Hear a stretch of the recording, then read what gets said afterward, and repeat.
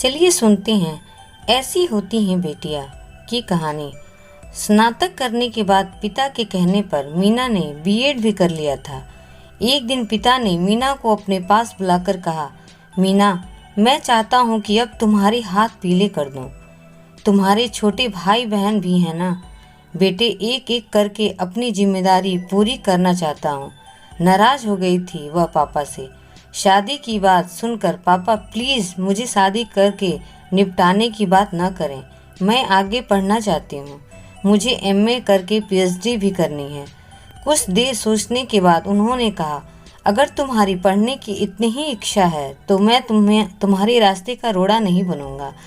जितनी मर्जी हो पढ़ो। पापा की बात सुनकर वह उस दिन कितना खुश हुई थी, लेकिन पिता की असामयिक मृत्यु के बाद उत्तरदायित्व के एहसास ने महत्वाकांक्षाओं पर विजय पा ली थी।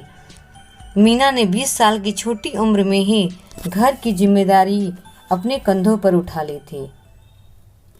7 साल बाद जब 2 बड़े भाई और बहन ने अपनी पढ़ाई पूरी कर ली तो उन्होंने कहा था, जीजा जी, आपने हमारे लिए बहुत किया है, अब हमें घर संभालने दीजिए। जिम्मेदारियों के कंधे बदलते हैं ही मीना ने सोच लिया कि वह अब ब्याह करके अपना घर बसा लेगी। 3 साल बाद 30 वर्षीय मीना की शादी 35 वर्षीय सुशांत से हो गई। शादी के 2 वर्ष बाद जब मीना ने पुत्री को जन्म दिया तो वह खुशी से फूली नहीं समाई। मीना की सास ने बच्ची का स्वागत करते हुए कहा, इस बार लक्ष्मी आई है। ठीक है, पोते का मुंह कब दिखा रही हो? बेटी नीता अभी 2 साल का भी नहीं हुई थी कि घर के बुजुर्गों ने मीना पर बेटे के लिए दबाव डालना शुरू कर दिया। जल्द ही मीना गर्भवती हुई और समय पूरा होने पर उसने फिर बेटी को जन्म दिया। दूसरी बेटी मीता के जन्म पर सबके लटके हुए चेहरों को देखकर मीना ने सुशांत से कहा, सुशांत, तुम्हारी इस बेटी का भी जोर शोर से स्वागत होना चाहिए। बेटियां बेटों से किसी तरह भी कम नहीं हैं। किसी पूर्वाग्रह से ग्रसित होने के बजाय हम बेटियों को ऊंची से ऊंची शिक्षा देंगे, फिर देखिए कल आप उन पर गर्व करेंगे। ठीक है मीना, तुम इतनी भावुक मत बनो। यह मेरी भी तो बेटी हैं, जैसा तुम चाहती हो वैसा ही होगा। कुछ दिन तो सब कुछ ठीक रहा, फिर घर में बेटी की रट शुरू हो गई। मीना के संस्कार उसके इजाज़त नहीं देते थे कि वह घर के बड़ों से बहस करे। उसने सुशांत से बात की, सुशांत, हम इन 2 बेटियों की परवरिश अच्छी तरह करेंगे। मैंने आपसे पहले भी कहा था, तो फिर यह जिद क्यों? सुशांत पर अपने माता पिता का प्रभाव इतना था कि वे भी उनकी भी भाषा बोलते थे। वे मीना को समझाने लगे, मीना, हमें एक बेटी की बहुत चाह है। कल को ये बेटियां ब्याह कर अपने अपने घरों को चली जाएंगी तो हमारी देखभाल के लिए बेटा ही साथ रहेगा ना। सुशांत का उत्तर सुनकर भड़क गई मीना। सुशांत, क्या मैंने अपने परिवार को नहीं संभाला? फिर हमारी बच्चियां हमारा सहारा क्यों नहीं बनेंगी? वास्तव में अपने बच्चों से ऐसी अपेक्षा हम रखें ही क्यों? मीना की एक न चली, वह तीसरी बार भी गर्भवती हुई और उसने फिर एक बेटी को जन्म दिया। 3 बच्चों की परवरिश, फिर स्कूल का काम, दोनों के बीच सामंजस्य स्थापित करना मीना को काफ़ी मुश्किल लग रहा था। इसका असर मीना के स्वास्थ्य पर पड़ने लगा। 3 बेटियों के बाद मीना पर जब फिर से दबाव डालने का सिलसिला शुरू हुआ तो वह चुप नहीं रह सकी। बर्दाश्त की हद जब पार हो गई तो जैसे बम फूट गया। मीना चीख उठी, मैं कोई बच्चा पैदा करने की मशीन नहीं हूँ। मेरी उम्र 40 पार कर चुकी है। ऐसे में एक और बच्चा पैदा करने का मेरे स्वास्थ्य पर क्या असर होगा? सोचा है आपने? बस बहुत हो गया। मुझ पर दबाव डालना बंद कीजिए। मीना की सास अवाक खड़ी बहू का मुंह देखती रह गई। मीना भी वहां खड़ी नहीं रह सकी। अपने कमरे में पहुंचकर फूट फूट कर रोने लगी। सुशांत ने मीना को गले से लगाकर शांत कराया। शांत होने पर मीना मन ही मन सोचने लगी कि उसने इस अनावश्यक दबाव के खिलाफ आवाज़ उठाकर कोई गलत नहीं किया है। थोड़े दिन तक तो सब शांत रहा। एक दिन सुशांत ने मीना से कहा, मीना, क्यों ना हम एक अंतिम कोशिश कर लेते हैं। अब की बात चाहे लड़का हो या लड़की, मैं तुमसे वादा करता हूँ फिर कभी इस बारे में कुछ नहीं कहूँगा। प्लीज मान जाओ। कोमल स्वभाव की मीना पति की बातों में आ गई। इस बार जब वह गर्भवती हुई तो 3 बच्चों की परवरिश, ऊपर से बढ़ती उम्र, उसके स्वास्थ्य पर हावी होने लगा। मीना को हार कर लंबी छुट्टी लेनी पड़ी जो वेतन रहित थी। समय पूरा होने पर मीना ने एक बेटे को जन्म दिया। अपनी मनोकामना पूरी होते देख सबके चेहरों पर खुशी देखने बनती थी। उनकी ये खुशी क्षण भंगुर साबित हुई। बच्चों को अचानक सांस लेने में तकलीफ होने लगी। उसे ऑक्सीजन दी जाने लगी।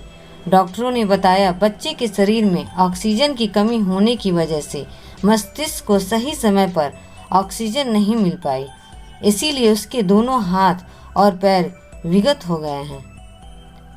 ऐसा शायद गर्भावस्था के दौरान मीना की बढ़ती उम्र और कमजोरी के कारण हुआ था। इसके बाद पैसा पानी की तरह बहाने के बावजूद मीना का बेटा अरुण स्वस्थ नहीं हो पाया था। वह जिंदगी भर के लिए अपाहिज बन गया। मीना और सुशांत पर जैसे दुखों का पहाड़ टूट पड़ा था। पहले तो सुशांत बेटा चाहते थे जो उनके बुढ़ापे की लाठी बने। अब उन्हें ये चिंता सताने लगी कि उनके बाद उनके बेटे की देखभाल कौन करेगा। करीब 1 साल तक छुट्टी लेने के बाद मीना फिर से स्कूल जाने लगी। पहले वाली मीना और इस मीना में जमीन आसमां का अंतर था। पहले कितनी सुघड़ रहा करती थी मीना, अब तो कपड़े भी अस्त व्यस्त रहा करते थे।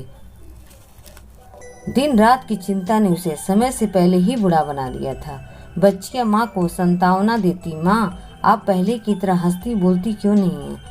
भाई की देखभाल हम सब मिलकर करेंगे, आप चिंता मत कीजिए। बच्चियों की बातें सुनकर मीना उन्हें गले लगा लेती, अपने आप को बदलने की कोशिश भी करती, पर फिर वही ढाक के 3 बात। वास्तव में बच्चियों की बातों से मीना आत्मग्लानि से भर आती थी।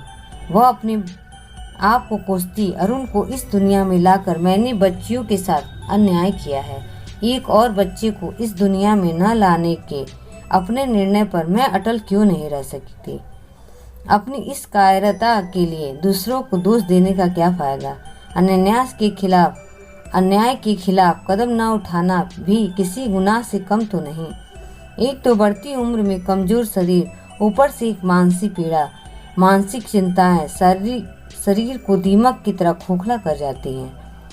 दुखों का सामना न कर पाने की स्थिति में दुर्बल शरीर कमजोर इमारत की तरह भरभरा कर गिर जाता है। यही हाल हुआ मीना का। एक रात जब वह सोई तो फिर उठ नहीं सकी। वह चीर निद्रा में विलीन हो चुकी थी।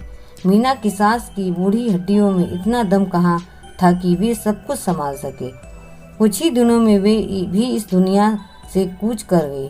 पत्नी और माँ की विरह वेदना से ग्रसित सुशांत एक जिंदा लाश बनकर रह गए। उनकी 2 बड़ी बेटियों जैसे रातों रात बड़ी हो गई। लड़कियां बारी बारी से अपने भाई का ध्यान रखती। दोनों बड़ी बहनें भाई की दैनिक जरूरतों, खाने पीने का ध्यान रखती। नीता ने अपनी सबसे छोटी बहन प्रिया को हिदायत दे रखी थी कि वह अरुण के पास बैठकर अपना काम करे, कहानी की पुस्तकें जोर से पढ़े ताकि अरुण भी उनका मजा ले सके। लड़कियां बारी बारी अपने भाई को पढ़ाती भी थीं, पर वह अपने विकृत हाथों की वजह से कुछ लिख नहीं पाता था। उसके हाथों के मुकाबले उसके पांव कम विकृत थे। लड़कियों ने महसूस किया कि अरुण के पैरों की उंगलियों के बीच पेंसिल फंसा देने पर वह लिखने लगा था। उसकी लिखावट स्पष्ट होने पर भी जोर देने पर पढ़ी जा सकती थी। कभी कभी अरुण कागज पर आड़ी तिरछी रेखाएं खींचता था तो कुछ चित्र उभर कर आ जाता। बहनों ने जब देखा कि अरुण चित्रकारी में रुचि ले रहा है तो उन्होंने उसके लिए एक गुरु की तलाश शुरू कर दी। इसके लिए उन्हें कहीं दूर नहीं जाना पड़ा। घर बैठे ही इंटरनेट में उन्हें एक ऐसा गुरु मिल गया जो अपने हाथों से अक्षम बच्चों को पैरों की मदद की चित्रकारी करना सिखाता था। अरुण बहुत मन लगाकर सीखता था। देखते ही देखते वह इस कला में माहिर हो गया। एक दिन ऐसा भी आया जब बहनों ने अरुण के चित्रों की प्रदर्शनी लगाई। प्रदर्शनी काफ़ी कामयाब रही। अरुण के चित्रों को बहुत सराहा गया। चित्रों की अच्छी बिक्री हुई और बहुत से ऑर्डर भी मिले। फिर अरुण ने पीछे मुड़कर नहीं देखा। बहनों ने अरुण का नाम विकलांगों की श्रेणी में Guinness book of world records में भी दर्ज करा दिया। एक विदेशी संस्था जो विकलांगों की मदद करती थी ने इसे देखा और इस तरह अरुण के पास विदेशों से ग्रीटिंग कार्ड्स डिजाइन करने के लिए ऑर्डर आने लगे। अरुण अब डॉलर में कमाने लगा। सुशांत अब काफ़ी संभल चुके थे। वक्त घाव को भर ही देता है। एक एक करके उन्होंने अपनी 2 बड़ी बेटियों की शादी कर दी। छोटी अभी पढ़ रही थी।